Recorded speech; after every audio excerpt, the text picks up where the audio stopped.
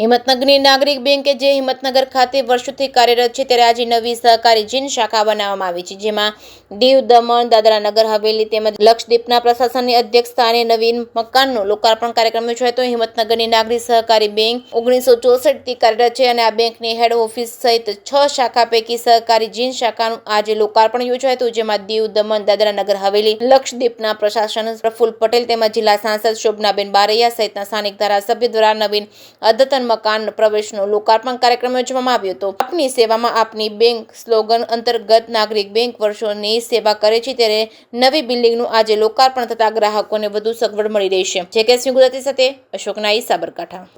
આજ રોજ તારીખ 22/9/2025 ના રોજ હિંમતનગર નાગરિક સહકારી બેંકની સહકારી જીન રોડ શાખાનું હિંમતનગર નાગરિક સહકારી બેંકનું નવીન બિલ્ડિંગના લોકાર્પણ કાર્યક્રમમાં આપ સૌ નાગરિકોનું, સભાસદોનું, સૌ કસ્ટમરોનું હાર્દિક સ્વાગત કરું છું।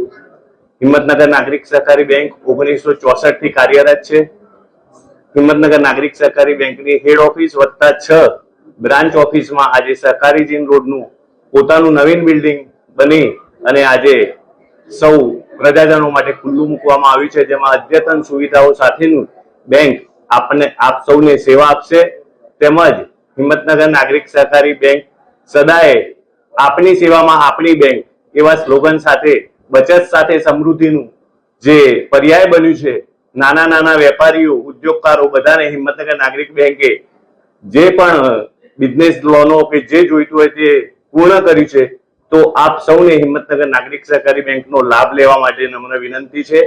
આજ રોજ હિંમતનગર નાગરિક સહકારી બેંકનું લોકાર્પણ માનનીય પ્રશાસક દીવ, દમણ, દાદરા નગર હવેલી, લક્ષદ્વીપ શ્રી પ્રફુલભાઈ પટેલના હસ્તે કરવામાં આવ્યું। તેમજ માનનીય શ્રી વીડી ઝાલા સાહેબ, સાંસદ શ્રી શોભનાબેન પણ અહીંયા પ્રેરક ઉપસ્થિતિ રહી।